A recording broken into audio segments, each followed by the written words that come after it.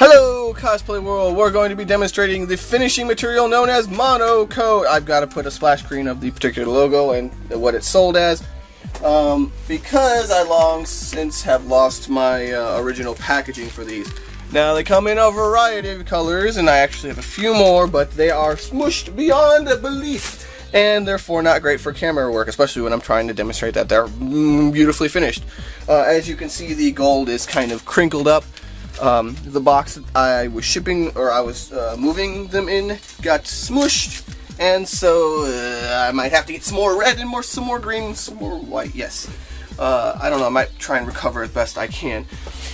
Now, monocoat is a finishing material typically used on model airplanes. That's because it's very light and has some of the qualities of a car-like finish, and that's what we really like. You see this really low profile? If you've been working in EVA foam, you might remember a technique known as the vinyl over foam trick. And it's pretty self-explanatory. What you do is you buy some vinyl from a fabric store and you glue it down over foam to make it look nice, really nice. Because a lot of times you don't want, you know, whatever texture the foam has. So there you go. That's where this kind of idea originated. Here I've got a little sample. I've peeled off the little protective backing, and I'm going to need to remember which side is got the glue. Yes, this is a thermal adhesive glue. Yeah, for thermal adhesive, RAR. And so we're going to be using the specialty tools to iron it on. This one I believe is 25, and this one I believe is 20. I like this one specifically for that dial, although I imagine you might be able to get away with a traditional iron. It also has just the right size and shape for what we're doing. Imagine that, it's a specialty tool. I also, from time to time, if I can get away with it, use my hot knife, although this is dirty. But we will get into that. I'm going to try and do this as quickly as possible, demonstrate this as much as I can. Now, this is a curved piece. It works, of course, on flat pieces of whatever material you would like, as long as it doesn't melt. I wouldn't try this on, what is it, XPF foam, you know, pink foam, insulating foam, although I think you might be able to get away with it. I'll be honest, if you're careful, I don't think an iron will damage that finish too badly. Yay, the cats are being fed. I don't think the camera's going to pick up on that, or that sound. Oh well, but just in case the cats are being fed at a particular moment. Alright, so I'm going to go in now. Because this is a curved surface, I'm not getting so much contact with the iron, and that's a bit frustrating, I'll be honest. Let's see if this one works a little bit better for the curvature. This is actually, there's two heads that come with this. This is a curved head and this is the flat head. Yeah, this is working much better because it's, can get in closer to the surface. Also, I think this is on low, just to be safe. I don't want to burn anything on camera. Kind of might look bad. Although you can burn it. That is one of the downfalls to this. And I'm kind of rushing. Ugh. So you want to, as with any kind of covering, you want to work from one side to the other, eliminating air pockets and such things, not allowing for wrinkles as it glues down. You want it to be even and secure. And me being a dummy, I am not I am not doing that. Oh well. Hopefully this will demonstrate the nice finish to a degree where you'll be inspired to look into this particular material. Oh well, I'll get a needle and I'll pop those. It won't be it'll be fine. Yes, if they're bubbles, you can just take a needle and you can pop them. Although I prefer not to do that because it doesn't look good, or it doesn't look as good, I should say. Now I can definitely work this out if I push this bubble to the edge, but I don't have time for that on camera. I gotta do shit. All right, so this is very nice. You can simply wrap it around the edge, and there you go, a nice clean edge. When you're working with layered things, you might want to stencil out the piece with a little bit of ease for allowing you to get around cracks and crevices and such things. Now, I guess the determining factor, because it's really easy to use this. You iron it on. You just have to make sure not to melt it. You keep moving. The real determining factor as far as the quality is concerned is your patience. Which, doing this on video and trying to get it all crammed into 10 minutes, get some variety of examples done in 10 minutes. I don't know. Maybe I'll do some fast forwarding. No. I want to keep ranting. Oh well. So, I'm just going to take my hot knife and I'm going to run this along this edge and clean that up. You can, of course, use, a box cutter or whatever. I just happen to have my hot knife here. And I can also go along the edge with the back end of my hot knife and melt it a little bit. And with some degree of success, pin it down in place. Wouldn't necessarily always do that because you run the risk of destroying your work. Actually, let me see. If you over iron, you can destroy your work as examples. Look, that finish is getting destroyed. Ooh, see, there you go. Don't be careful, guys. Don't rashly go into things.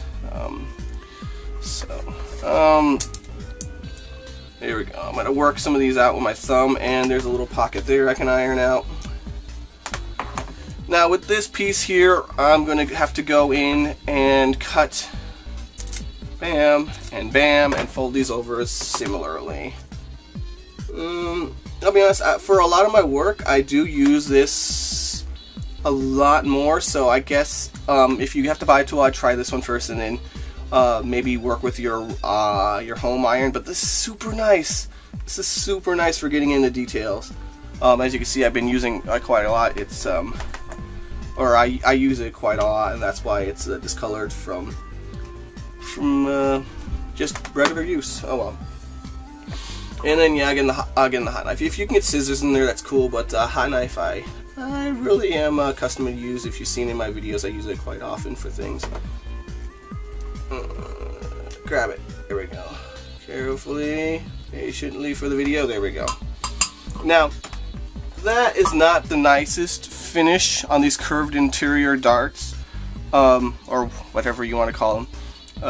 So what I would do if I had the time is I get a really thin 1/8 inch strip of it, and I would go along the edge, and then I would finish this up so that that looks pretty, and then that edge kind of hides that detail. But there you go. Now I'm going to check my time because I'm hoping to rush this along. Okay, cool. It's only been like 8 minutes. But yes, this works on a variety of materials. I'm going to demonstrate. Woo! Here we go. And yeah, may as well. There we go.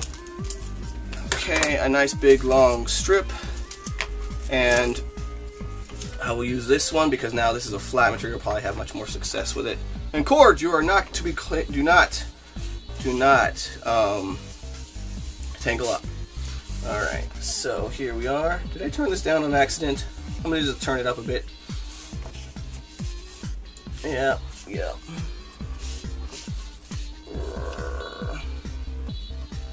Yep, if it's not gluing down, that means you do not have your iron up high enough. Now, when you have a flexible material, I highly recommend going in and making sure that it's stuck much more securely. Like this, I'm not going to worry too much about because it's not going to flex too much, but we don't want wrinkles, we don't want bubbling, and we don't want cracking in our work. It don't look great. So there we go. And actually, I'm pretty sure the butt of the iron is much hotter. And I like these. There's these little curves here. They're really helpful. I don't know how to describe that helpfulness when you're getting in and you just want to do rounded edges. But that's super nice. There we go.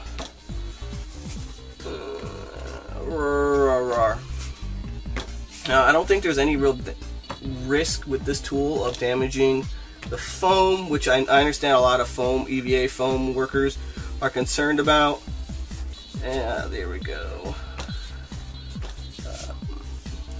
But you do, of course, want to be wary. There we are. Okay. Work from one end to the other. And I think being patient. We are getting it. There we go.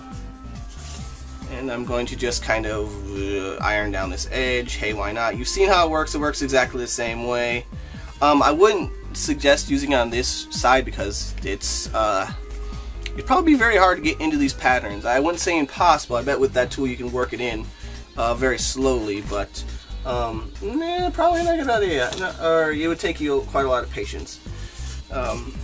Oh well, being on camera, I gotta do this as quickly as possible.